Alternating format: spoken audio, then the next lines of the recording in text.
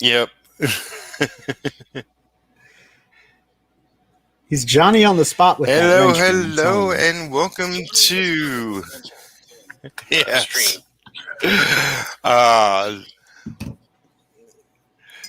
This is Making Comics and Art, episode 88. Comic making check-in with Global Frequency. We got Arron. Hey. Welcome. How's it going, guys? How's it going, guys? And we got Garrett, who's very Thanks close for having up. us. My pleasure. Yeah, you're going to see the inside of my nose while I'm scratching away at my Cintiq here. So what's that you're drawing there? I am doing a little fan art of Retro here. I think you need to share his screen, Peter.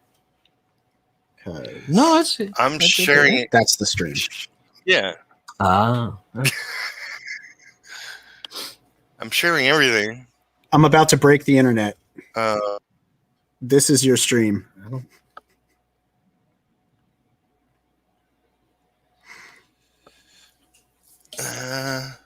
It could be something on just our me? end. I'm not sure.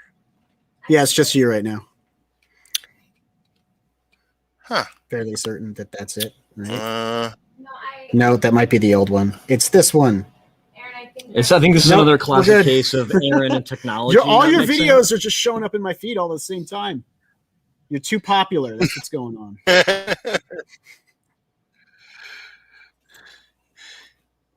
Hello, everyone out there in TV we land. can just show what, yes, we can show what Garrett's doing. I don't know. Let's see if we do this. Yep, there you go. I mean, that should be right. Yep. So yeah, everybody in the chat, let us know if you see 3 small screens and 1 big one with the artwork. Frank, Jake, silent visitors. But yeah, so here's your grand opportunity for anybody who follows my channel and doesn't already know of you. Tell us about yourselves. What are you up to? Well, we are a small publishing collective out of the Northeast, and we work on different independent projects, help each other out, and we're into trying to publish our first crowdfunded book. And the title is Mavericks. It's a script I've worked on for several years, and Garrett's been busily drawing it for about the last 2. And it's currently in pre-launch. And where can I drop the link? Or, maybe one of your magical mods wants to drop the link for me. Hint, hint, Frank. Hit me with that wrench, bro. Well, they actually have the link in the chat. Indiegogo Projects Mavericks Origins Volume 1 coming soon. So right we're all good there. Yeah, I put a bunch of links below the video, which that's one of them. One's your Instagram, and I forget. One's your YouTube. So, dude, you're Johnny on the spot with all of So this. people- Like, you've got this streaming thing down much better than we do. well, after 600 plus episodes, I should. Fair. One can't argue with that, or with experience, right? Yeah, what do they say about putting hours in? Even after though 1,000 hours or something, you're a master, right? Yeah, I'm no master here. I'm sure it's but, more than that. But. Just having fun, folks.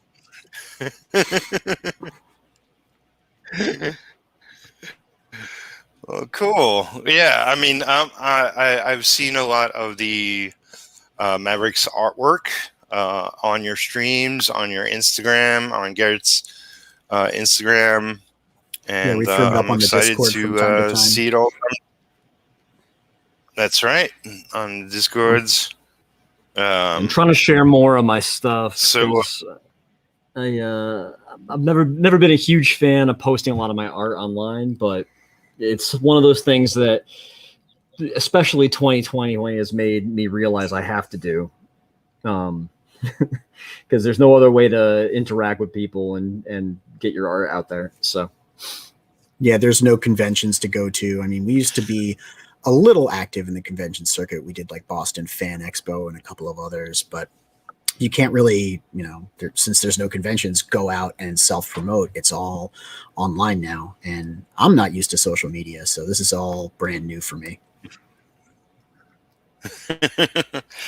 Well, you might not be, but you're everywhere talking to people and interacting. So, well, by the graces of Peter Palmiotti. So, thank you for that.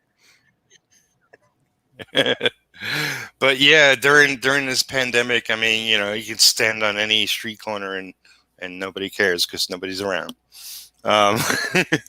So it's all online, and yeah, it's. I'm a lot of places. I'm not everywhere. I know, like, there's constant shifts and change where people are going online. Like, is it like Minds that seem to be like people from Facebook are going to Minds? Though I heard some bad things about Minds. Not bad per se, but just like it's not a great site or whatever. Yeah, we were on Minds for a while back in 2019, early 2019. I don't know. When were we over at the Palace Theater, Kim? I don't know. I can't hear you because I think you're right. I'm an idiot. Yeah. Yeah, 2019. So we got onto Minds in 2019 back when they were doing like F-based or Ethereum-based I don't know, remuneration for sharing posts and engaging with the community. So they were kind of like trying to develop their own social media economy. It was kind of neat, but there was a lot of stuff on the platform that I wasn't crazy about because, like just stuff I don't particularly want to see.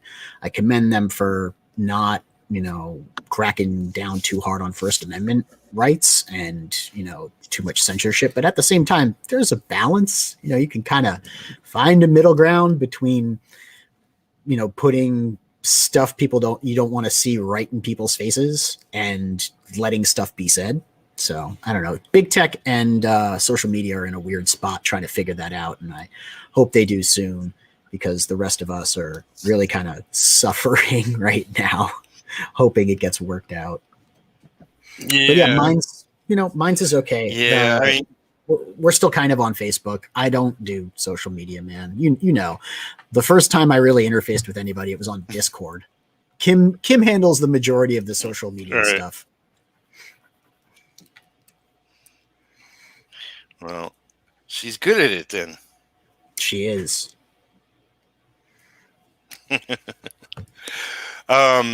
So I guess we'll do like origin stories since people don't know of you guys. Like, we'll start with you, Arron. Like, the simplest question is like, how'd you get into comics and when did you get into writing? And as a mild-mannered teenager, as a mild-mannered teenager growing up on the streets of Manhattan, I found myself drawn to comics because, well, a lot of the stuff that happened in comics actually happened where I was living. Like Spider-Man was Big Apple based and Midtown Comics was a fixture in our life. And there was a whole element of culture that really surrounded the comic book experience. Like people would go and read at stores. I remember there was this tiny little local store right by my school, and it was a one big room. You took a step down into sort of like a sunken basement feel. And they had 3 standees and a wall of comics. And on the right-hand side, they had like a 2-tiered wooden frame, and it was just white cardboard boxes filled with back issues. And then they had a couple of games, like board games and stuff, right to the right of the doorway. And this was a time where you could just go in, and read books on the standees and decide if you wanted to buy stuff. It was back in the day when comics were fun, and you would go to the comic book store to socialize with people, and you made friends and bonded over characters that you loved. And at the time that was going on, the 90s comics were starting to become the rage. So while I got in with, early X-Men, or not early, I got in earlier with X-Men and Spider-Man and some of the, Batman titles, what really piqued my interest and pulled me into comics was 90s work, 90s stuff from Image. And this is where Garrett and I have our points of contention, because from what I understand, he really prefers the European style art, which is more sophisticated. Like, that's not Jodorowsky and Mobius. And first off, Jodorowsky's a writer. Yeah, well, and he wrote Beta Barons, didn't he? Yeah, he's still a crazy. Well, he's crazy, and that's the thing. Like, when you're talking about storytelling, you're talking about 90s comics, you have cyborg dudes fighting bad guys with, giant hulking robot arms. But if you're looking at giant hulking robot arms from Jodorowsky, there's an entirely different motif because of the writing. And the art's different too, sure. Do you want to take over here and tell us some about your comic book background? So the funny thing about me and Arron is he is one of my best friends in the world, and our relationship is based on him saying shit and me fighting with him about it. Doesn't matter what it is. Super contentious. So I got into comics with heavy metal. My dad had a huge collection from like the very first heavy metal all the way up till the early 90s. He had every like issue, and he had them, one that he hadn't opened and one that he allowed me to like pour through. So I actually still have that big collection of books. But that's where I first got interested in comics, was like dudes like Mobius and Von Bode, or whoever made the Ranxerox. All these weird pervert European guys. And then, but so anyhow, I went from there and I started looking through comic shops, and I don't know, I kind of fell in love with the medium. I grew up in Manchester, which is right outside of Hartford in Connecticut, and maybe 45 minutes north, there's Northampton. And up there, Kevin Eastman and Peter Laird had a comic book museum. And I remember going there with my dad and just being like, this is amazing. I got, there's a book by Scott McCloud, I think. Yeah, it's right back there. Yeah, Understanding Comics. I picked that up pretty early, and it blew my mind because the art form is just wild. You could do so much with sequential art. It's something that's really always been with me. I then went to art school. I went for painting. Didn't actually do a lot of illustration in college, but being in the paint department taught me a lot about all the fundamentals of art. And now coming back to the comic side with Arron, I'm starting to kind of meld my childhood interests with comics with kind of more traditional art background and schooling. So that's kind of how I came to working on this project and getting back into comics. I was always into creative writing, and I went to school, to university, for comparative literature, which is basically a degree in mythology. It's, you go and you compare stories from all different cultures and time periods. You find through thread commonalities that create unifying schema between them, so that you can see that storytelling as an art evolves over time and in different places, but there are fundamental key similarities no matter where you go, like creation myths. They all kind of involve the same thing. Myths of the flood. You know, everyone's got a flood myth. The Hero's Journey by Joseph Campbell and The Power Myth, two very good examples. So storytelling has always fascinated me. And I went to college for comparative literature and then to grad school for filmmaking because I became very interested in working in scripts and in that field. I mean, you know, creative writing is good, but when you actually get to bring it forward and have people engage with it directly, reading lines, acting in scenes, taking notes, that kind of stuff, direction, it's I guess a more vibrant experience if you're the writer or director.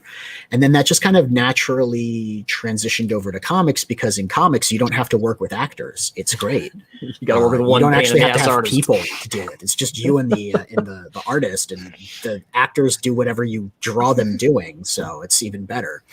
And yeah, that's pretty much how I decided to get into comic book writing. I was stunned at first when I got into writing comics because writing screenplays, there is a very specific format, and formatting is actually a really big issue. If you want to sell scripts in Hollywood, you kind of need to adhere to the universal standard for script writing. There are entire script writing programs like Final Draft that are marketed on the principle of being perfect for screenwriters to use because they kind of adhere to the formatting standards used in the industry.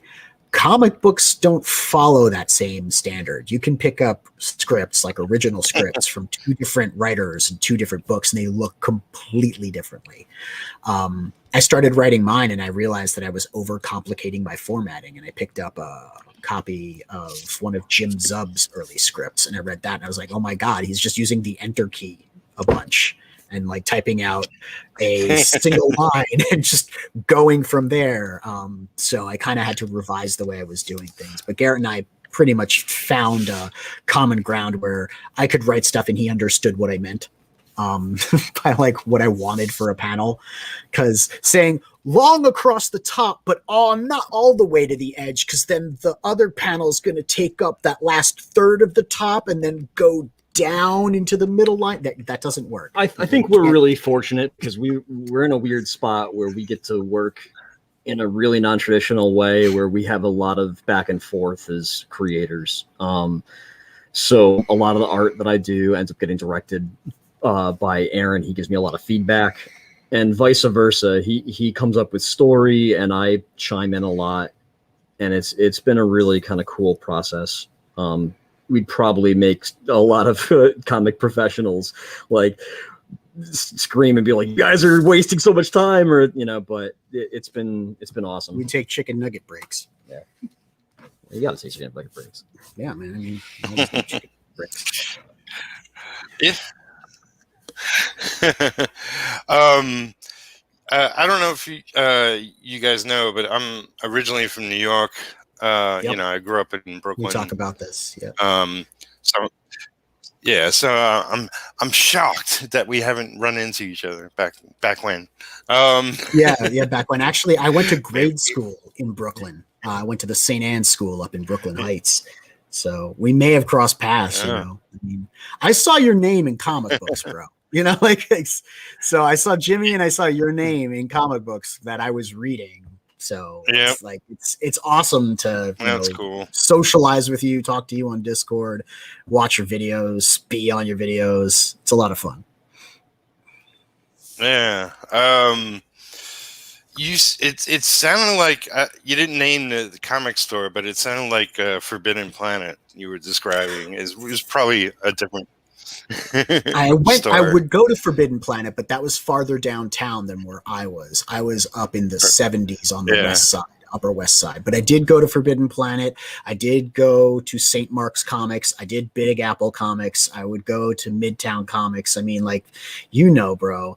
You know, in New York, there's like the shops. Because there's like the tiny little local places, but then there are the places that you go, like the comic book meccas, and everyone makes pilgrimages to like Big Apple Comics right on like a Friday afternoon to pick up your stuff, or back in the day when they would come out on like, you know, earlier in the week, Tuesdays, everyone would go pick up the hot issues. And then pull lists became a thing, and, you know, people started holding your books behind the counters. You could go whenever you wanted to, and it became a lot more convenient. But way back when, that's when it really felt like that was part of the culture, you know, the vibe, the feeding frenzy for comic books. Yeah, I mean, I went to high school. It was late 70s, early 80s, way back when. And there used to be a shop north of Art and Design is where I went. What was it? Comic book art, something. I forget the name of it, but it was like comic book art gallery, something like that. And it had actual artwork hanging up on its walls. It was like on the second floor, so you had to walk up a long, narrow staircase to get up to it. And they had all these artwork all over the walls and just like, you know, 20-foot ceilings. So they had boxes and boxes of comics going all the way up to things. It's great. It almost seems like you couldn't have a school without a comic shop in the vicinity of it. When I was going to school in Brooklyn in the Heights, they had like a tiny little local comic shop on Pierpont Avenue. And once again, it was just like one room, couple of standy racks, you know, spinners, and like a shelf, one wall with, you know, floppies on it and maybe graphic novels. But that was just kind of the thing. They were everywhere. They're like head shops. You remember head shops, cigar stores, bodegas? Yeah. Like they used to be everywhere. And now it's so kind of sad that LCS really aren't a thing. You know, you get maybe one. We got how many near us? We got one in Manchester? Yeah, there's. I mean, in Connecticut, there's probably a dozen comic stores. That's the whole state.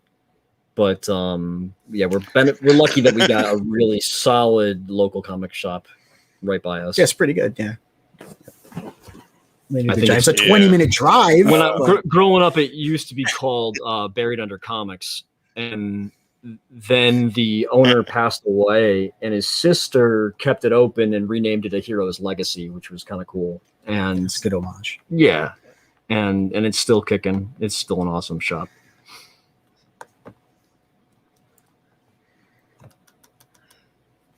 Cool. Yeah, you know, now I'm out in Kentucky, in a small town in Kentucky, and we did have a comic store in town, but it was only here for less than a year, and then it disappeared.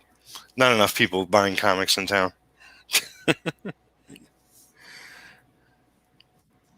Yeah, it can be tough for small businesses like that when you're trading in a commodity that's not really endemic to the region. I don't know how prominent comic books are in Kentucky. I mean, I can't say I don't know it very well, but I know of a friend out in Tennessee, and he reads them, but it's not like part of the cultural thing, you know, like it's not big city comic book store kind of deal where there's little tiny comic shops all over the place, kind of trading in the. I imagine it's just hard to start comics with. Yeah. If you haven't had a store with an established history and stuff like that, it's probably really hard to get into it. That's why so much of it's moved online or through independent publishers like us. I mean, we run our publishing group ad hoc. Like when we have something going through, we work on it.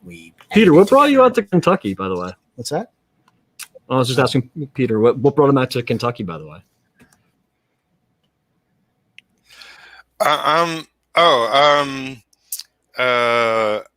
I mean, you know, I grew up and lived in New York most of my life. Essentially, you know, my two oldest brothers, I'm one of four.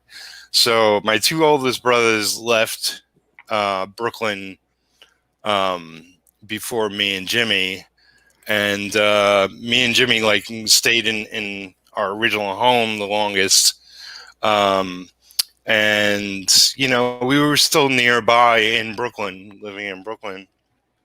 My father passed away in the 80s. Then my mom passed away 2006. And, you know, I mean, it was like shortly before my mom passed away that like me and my brother were of the same mindset that, you know, New York is great and all, but once Mom is no longer with us, we're probably moving out of out of New York.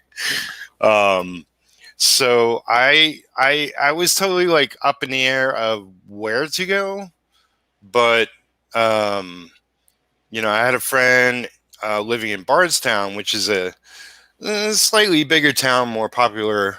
And he was like, you know, you could come here, hang out in my house, you know, until you get your own place. And Yeah. you know, I like it here. I think you will too, blah, blah, blah.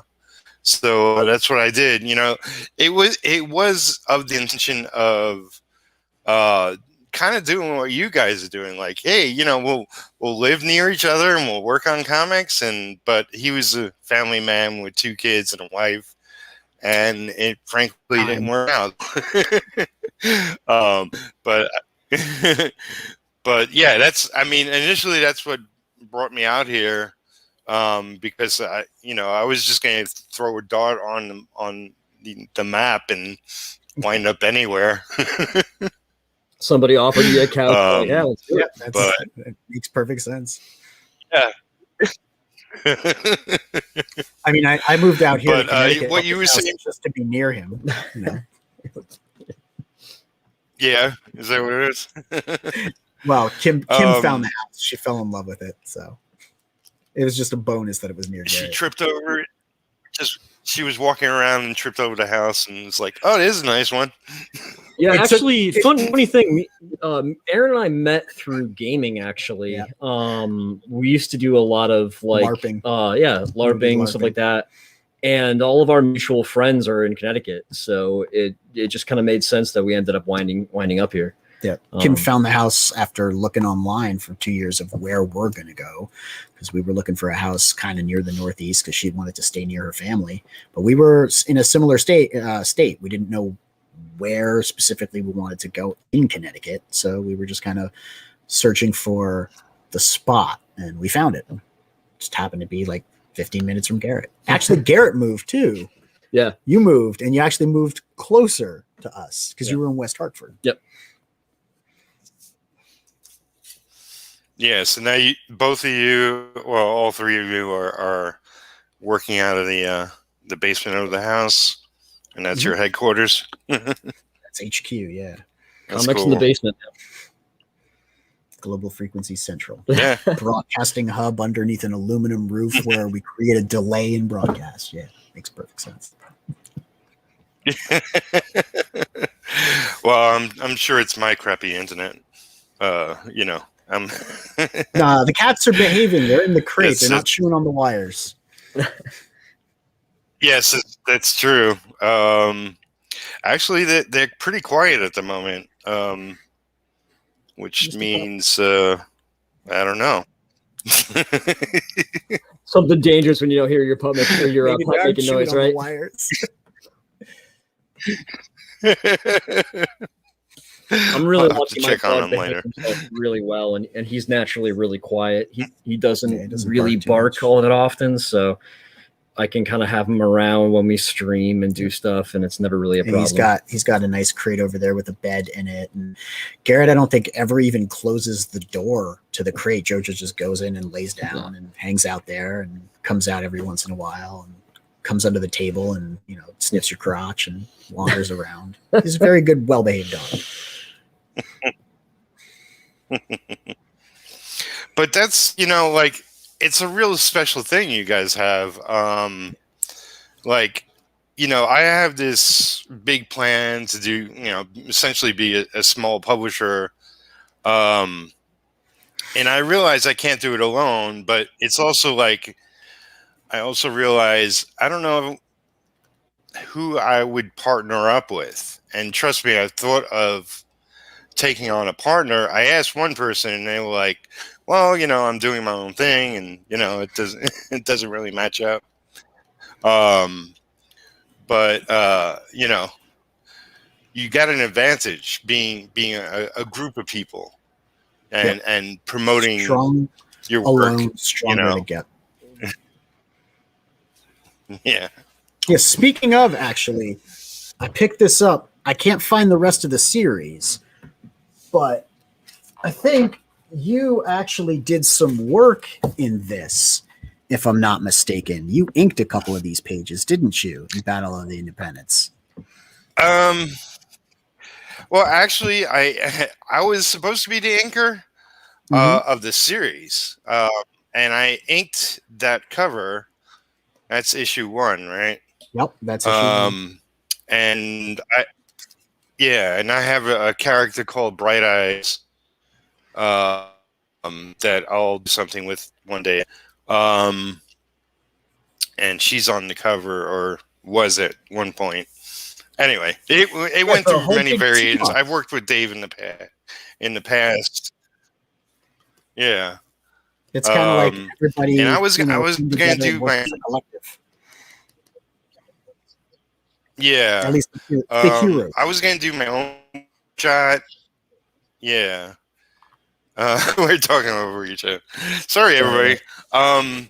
Okay, so War of the Independence, it was an idea created by Dave Ryan. It's a brilliant idea, and I was originally going to be an anchor of the series. Just didn't work out, but nobody at the time that he was like asking around to individual creators. There wasn't the internet. And there was the internet, but it wasn't what it is today. Nothing like it is now. I think there might have been MySpace. Yeah, I think there might have been MySpace.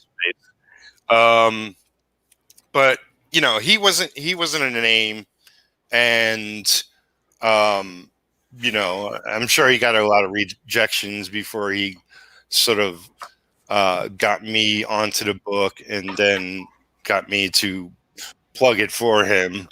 And because my name was attached to it, then we got a lot more people.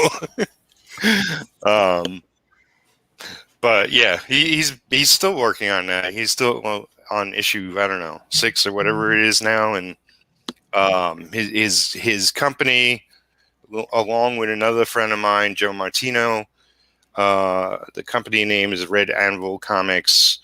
They've been going 25 years, 20 years, something like that. Yeah, so they put out a bunch of books. It's not like they're Marvel and DC and doing monthlies for 20 years, but they put out a lot of books, and they got a lot of different characters. Yeah, I was really psyched at the team up crossover. Just so many of the great characters that I've seen from indie comics, from indie titles, all kind of crammed together in one location. It reminded me of what Billy Tucci did in his She-Cyblade crossover, which was called Battle of the Independents. This is War of the Independents. It's just kind of, reminiscent of all the characters doing their thing together, standing up to overwhelming odds, and only by banding together can they remain unconquered. I thought it was appropriate. It was a spirit to it. Yeah, there you go. Actually, the best comic book signing I ever did was with Dave, and we did for his book Penance, which I inked as I forget how it went. I inked half first issue and all of the second issue. Unfortunately, second issue was never published, but we did a party for the first issue, and it was at a bar in New York, an Irish bar, and we had over 100 people show up, and we had T-shirts, we had the comic. Everybody was drunk off their ass, and I mean, Garth Ennis was there, my brother was there. Yeah, lots of friends from Marvel, friends from DC, just independent friends. Everybody was there. And we had T-shirts, and we had men's T-shirts, women's T-shirts, and thongs. Excellent. That's what you got to do. Marketing. So that was a blast. That's just what I want. I want my comic book logo label on a thong, so that when I was a young man and I would take some pants off, there would be Superman or Batman or whatever, and I'd be like, you're a woman of culture.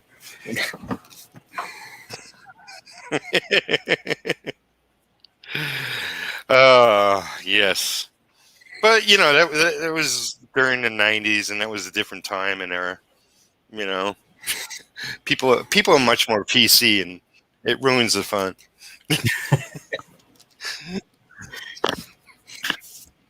Yeah, unfortunately, man, I've been learning that we're in different times. I graduated from school, late '90s, and college in the 2000s, and it was definitely different back then. And I find myself jonesing for the good old days, and then I realize I sound like an old man. Back in my day, it was harder, and you had to walk uphill to school both ways. Young whippersnappers don't know how good you got it with this newfangled social media. promote like you used to back when we were young. Hit the pavement, in your Converse, going door to door. Sir, would you like to buy my comic? Is that how you used to promote? Yeah. Well, back in the day of my time, it's like how I got to work at Marvel in DC was, there was no internet. It was going to comic conventions and meeting up with them there, and going actually to Marvel in DC, just walking up to the offices, which now they don't let you up without an appointment.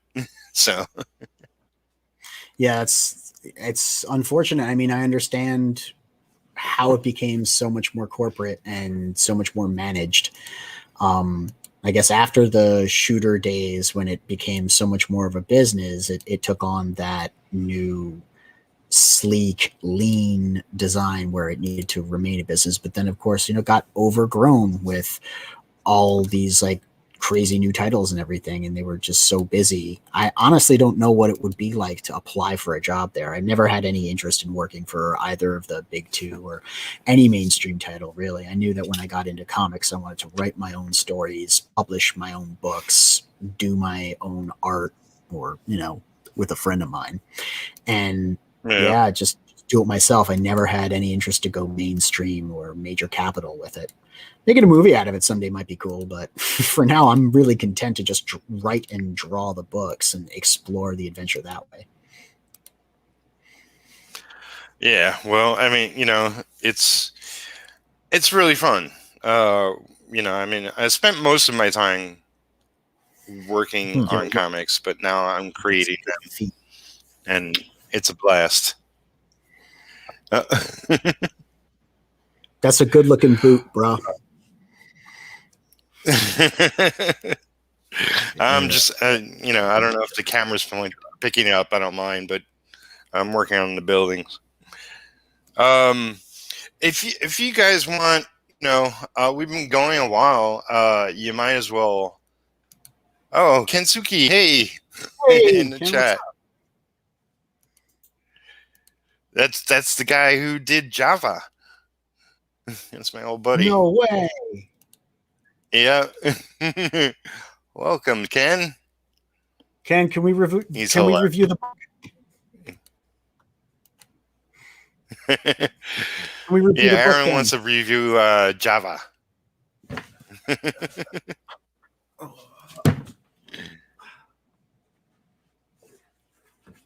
Got them all right here. Ordered them special because we do coffee and comics, and it's a comic book about coffee, and it's like perfect. The tie-in is just, it's amazing. Yeah. Wait, the Kensuke? Hey, Chris.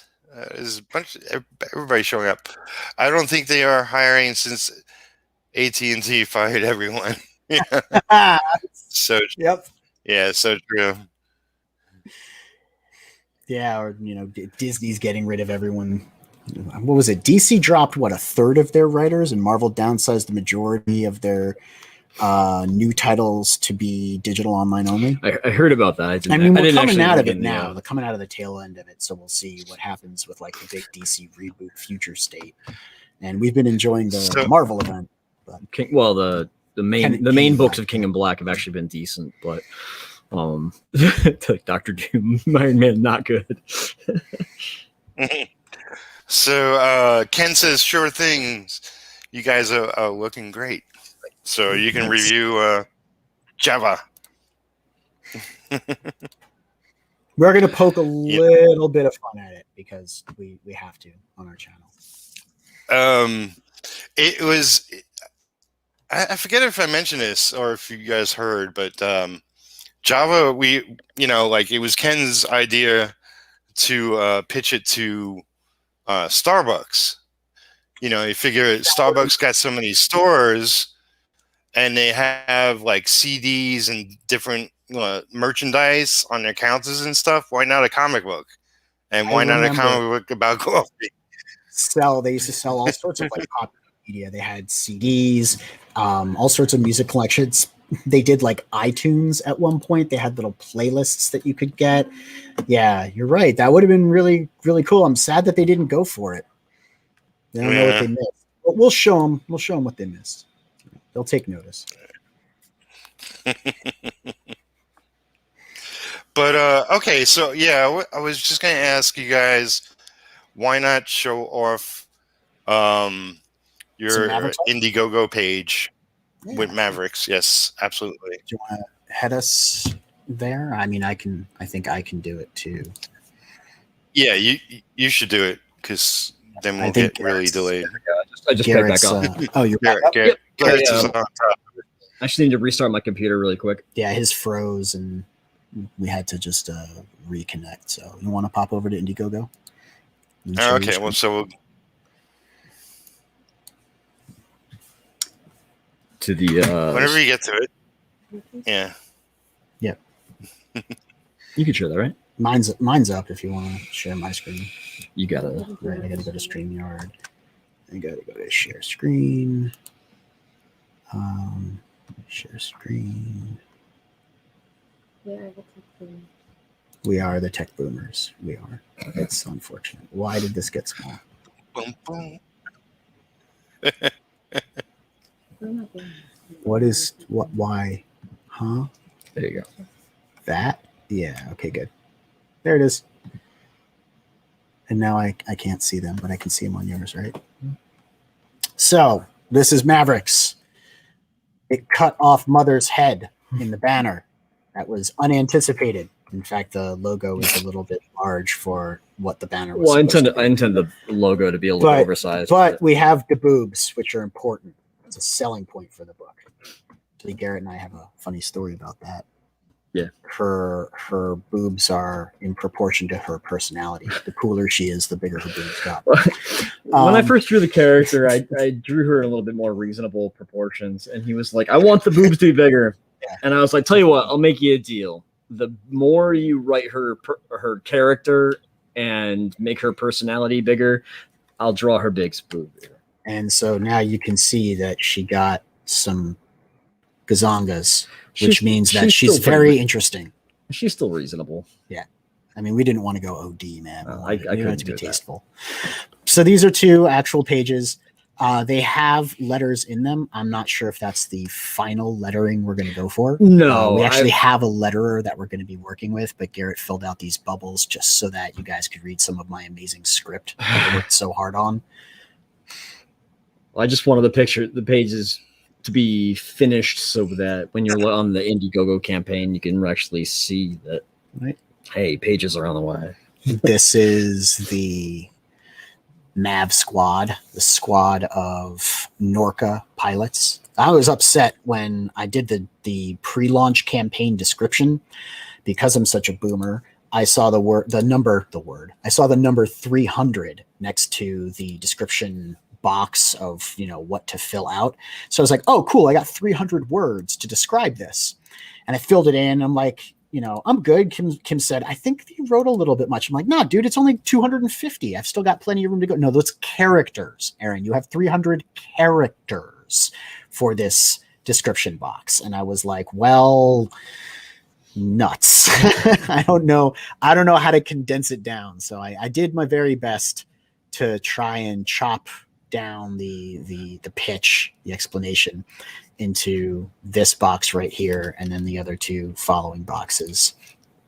The main idea behind Mavericks is that it's a near future setting after a series of global catastrophes have changed the face of the world as we know it. The catastrophes have been dubbed the Cascade because they were a cascade of different events, kind of like what we saw in 2020, except on a much broader, wider scale that included earthquakes, volcanoes, and, major climate shift.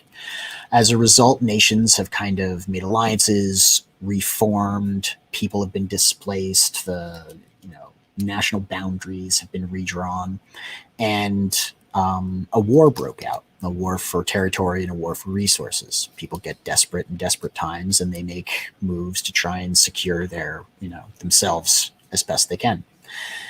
And it's a post-apocalyptic military action thriller in that what you are getting into is a story that is more than just what it seems. It's not just about awesome big honkin' mechs and a war between different allied nations.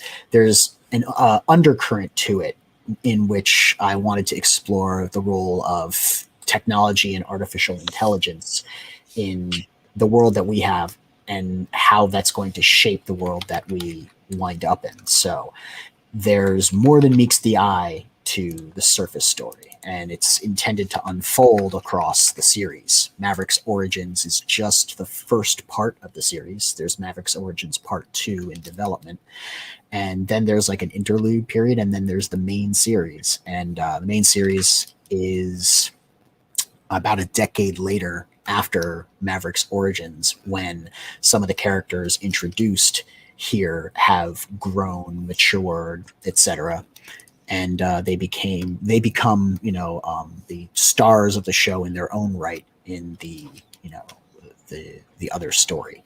So it's not really a prequel so much as it is a prelude. I don't like origin stories released after you get a main series. I don't want to read a main series and then go back and learn how the character became who he is. I find that that's a little bit detached. I want to bring you through that journey from point A to point B so that you experience the character during its turning points and like that. So we decided to do Origins before we did the main series. And yes, we're doing a very large format. We're doing a 9x12 because Garrett is an art student. At heart, he's an art student, and he likes his folio-sized books.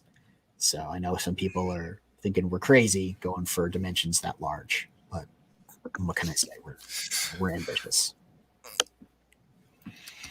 I like that. I mean, then you could do the extra large size where the artwork is in black and white, and I don't know.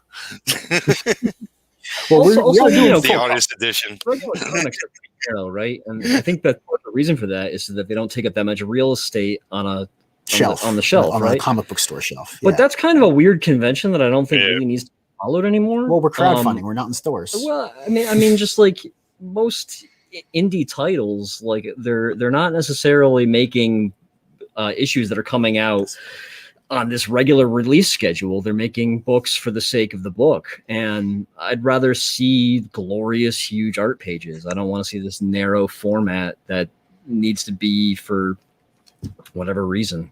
When I go to the comic store, I definitely am looking more through the indie titles than I am through any of the Marvel or DC.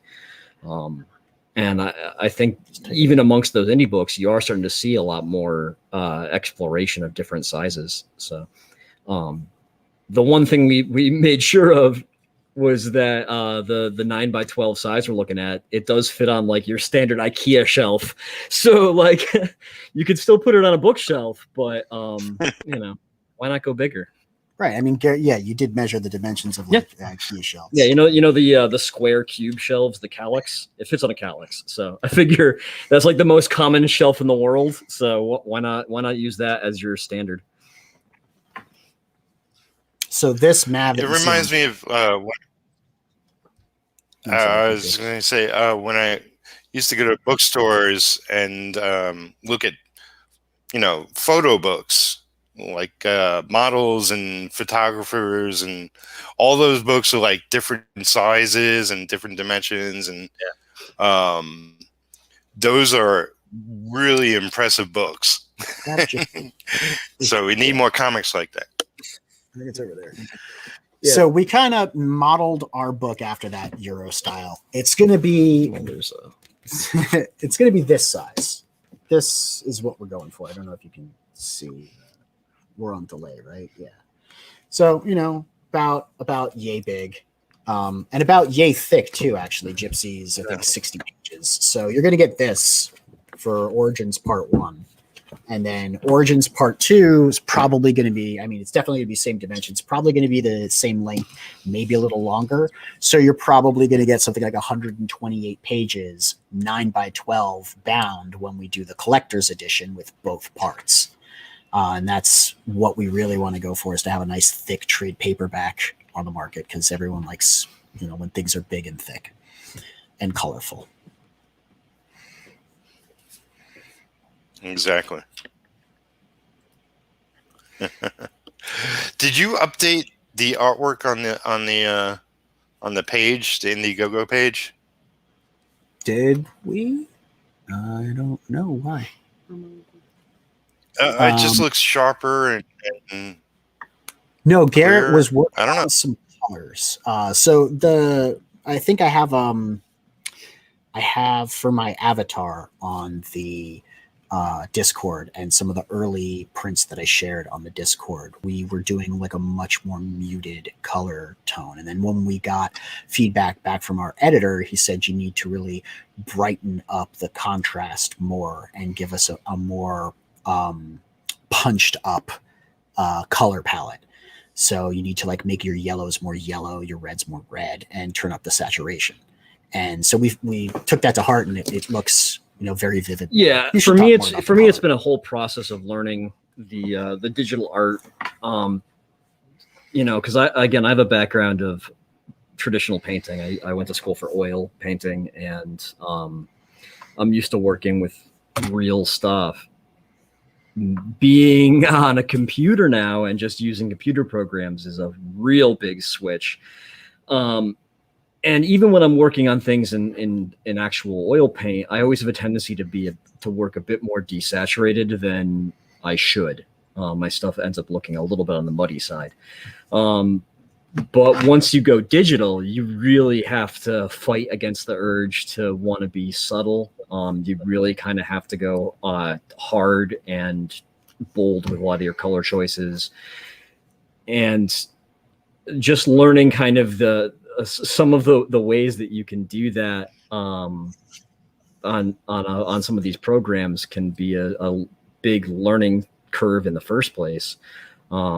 Honestly, it took me a little bit to figure out which program I wanted to use the most. I started out using Corel Painter, which is an incredible program, but way too much ability. Like any digital art program has, you probably only ever end up using 20% of it, right?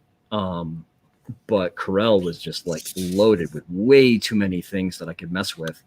And then I started using Photoshop for a while, and that was working pretty well. But it's not geared towards art necessarily. It's geared towards any kind of image manipulation.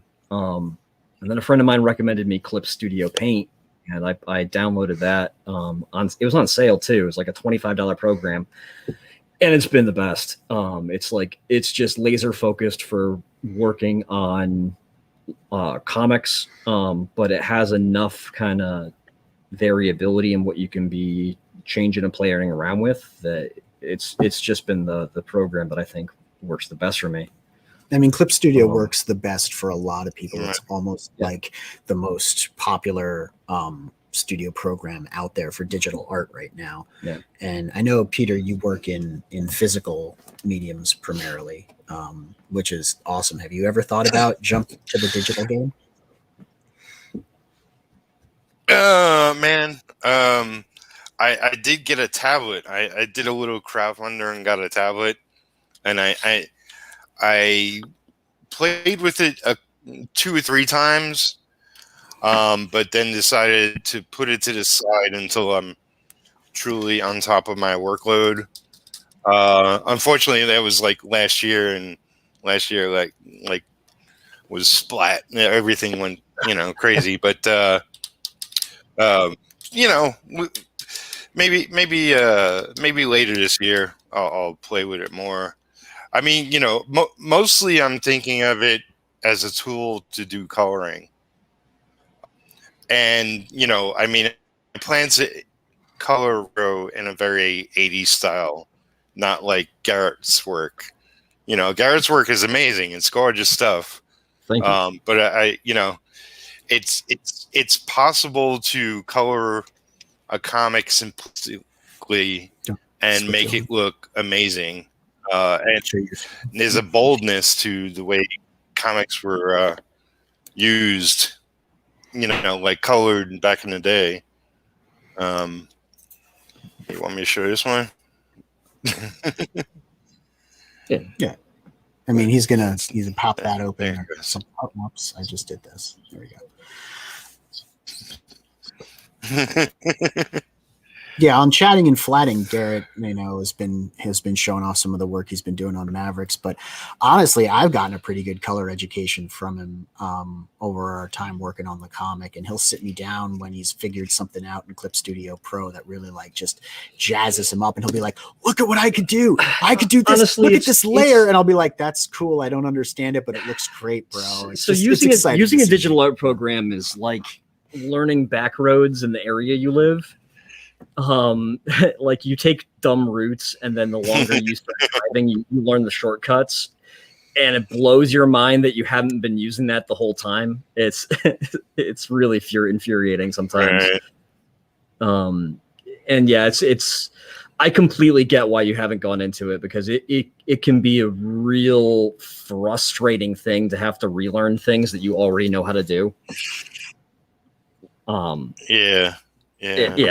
It's like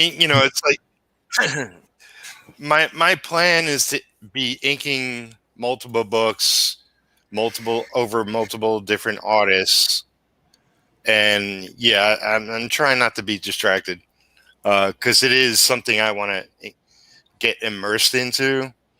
So the time has got to be right, like you said. Yeah, it's definitely going to take some time messing around with it. So if you have a very set schedule, it might not be the best moment to try and get into learning an entirely new format of doing something you can kind of already do. I mean, other than color. Yeah, I mean, as it is, I'm always thinking, when I retire, I'm going to take up painting. Which I'm not gonna. I'm gonna work on comics until I can't work on comics. So, and I plan to die when I'm 120. So, I hope we make it that long, man. I do. I hope we make it that long. Well, I so feel is there to make comics, but I mean, I'm one of those creative types that I'm going to stop creating when I'm put in the ground. Yeah, when you love it, you never retire from it. I don't know. I just mean I hope we make it to 120. Fair enough. I don't think we're making it another 30 years, bro.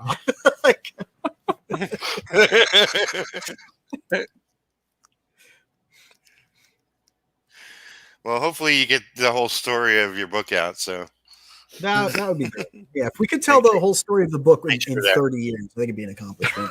Let's do it shorter than that, right? Let's do it shorter than that. Took 2 years for the first one to get done. Yeah, 30 years, the book will be coming to true.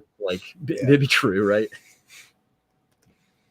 We'll actually see giant mechs. That's the fear. Yeah, that's the fear.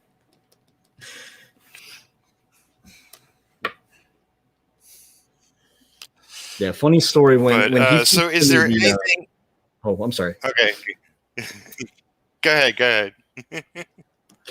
Well, I was just saying that when I first talked to Arron about Mavericks, he told me the end game of the plot, and I was like totally enthralled. And then, in usual fashion, we started like coming up with headcanon about how it got to that point, and we went a little bit too deep, and that's how the whole idea of an origin story came about. And when we get into our modes where we're talking about that stuff, we'll also be goofing about things. And I know later on in the book, in the ruins of the city, one of the pilots notices that there's an old pizza place that's just sitting there, and it's called Pizza Shack, and I drew it to look like a Pizza Hut. And the whole reason was we were on Google Maps exploring Ulaanbaatar, which is where the comic is set. And we saw, oh, dude, there's a Pizza Hut. We wanted to be geographically accurate. We wanted to present in the book as true to form as possible. Yeah, there's a few locations that are actually like that. I actually tried to get as good of a sense as I could have about the geography of it. So there's geography. Yeah, like there's the statue, there's the Hotel Genghis Khan. Yeah, there's the Tower the Square. Sky. Yeah. But we saw there's actually a legit Pizza Hut there. So we were joking about that song. The combination Pizza Hut Taco Bell song. I don't know if you know what I'm talking about. I'm at the Pizza Hut. I'm at the Taco Bell. Yeah, I'm at the combination. So we started laughing about that, and I realized I had to put it in.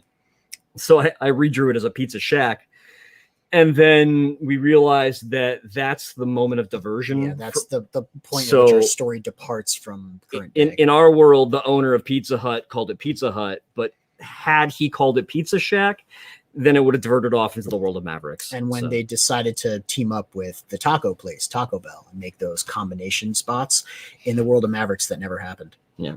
So, So you can blame our lack of mechs on Pizza Hut squarely. I hate those combo places. Although they are useful, I guess.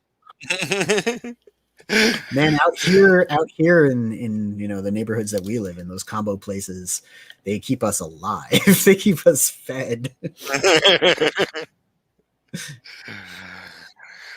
So I guess first I want to thank everybody for showing up in the chat, and I know I haven't been posting a lot of your comments, but you can always come back to the video later and read them all if you missed any.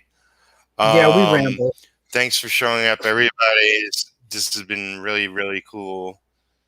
Thanks so much for coming out. I want to give you guys the opportunity to cover anything we haven't covered.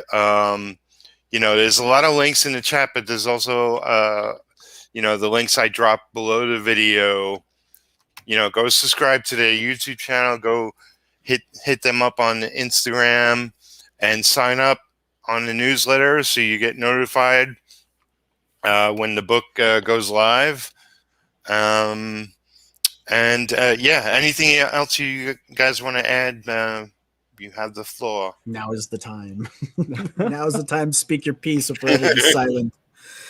I can only say that, it's really an honor to be on the stream with you guys, sharing our book and getting the word out. Join us on the AAA Discord, because that's the only place that I talk to people. Like I said, Kim manages the social media elsewise, because I don't want to be on Twitter. It breaks my heart, and I want to stop drawing or stop writing and have Garrett stop drawing when I read the stuff that's on there. So thanks for bringing us into the community. That's all. Yeah. I'm trying to get more onto Instagram. So I'm trying to post more about our work there. Yeah, I can't be on Instagram. I don't have any art. So there's no point in having Instagram. I know Global Frequency, our group has a page at the Global Frequency. Yep. My own personal one is Dire_Radiant. So if you want to check out some of my stuff or drop me a line, I'd be more than happy to talk to people on there and share art and whatever. Also, if you guys haven't already, you should go check out Be Legendary Illustrations, because I think there's a really great artist listed there. He did these inks for us in these panels. We picked them up, and I don't know if you can see them very well, Peter. Maybe you want to give us like a full screen to show this off. That these pieces are really near and dear to us now. I know you can't get them anymore because they are originals. You know, you can't get the copies, but I'm sure that this particular artist has several other pieces that would be interesting to you. So you should go check them out. And Jake probably already. Yeah, I mentioned actually I wanted to mention it earlier, but I forgot. Actually, the guy who headed up,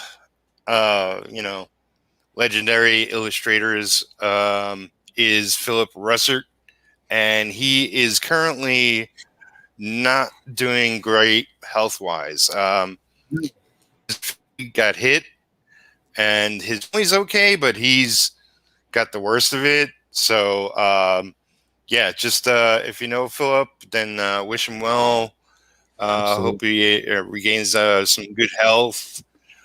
He's been hit by pretty much everything. So I hope he pulls through and gets better and gets back to work, because I want to get more art up on the site. So. Right. Phil, our heart there we goes go. out to you, but stop. You wouldn't have time for you to be sick, man. You got to get back in there and get swinging for the slacking. Yeah, exactly. Get better soon. We need you back at work. But thanks again, everybody, for checking out. Give the video a like, subscribe if you haven't already. Kensuke, if you're still here, I want to get you on the channel. I want to message see you you on your channel. That'd be great. Yeah. So, and you guys make sure to do that Java review. I'm Dude, sure we're he'd totally love doing it. I got the book specifically for that reason. I found out because I was looking into you for the episode we did on you, and I was like, "Oh my god, he did a 3-issue miniseries about coffee." We're getting it. Then me and Ken can do a reaction video to your review. Oh, that'd be great. I can't wait. This is gonna be fun. All right, guys. On. We chatted online and all of that, but it's good to have you here, and I wish you great success, because I like what I see, and I know you guys are serious. So, take care, everybody. Thanks, everybody. Thanks for the support. All right. My pleasure. My pleasure. Till next time, be well and work on your comics. Unlike Philip.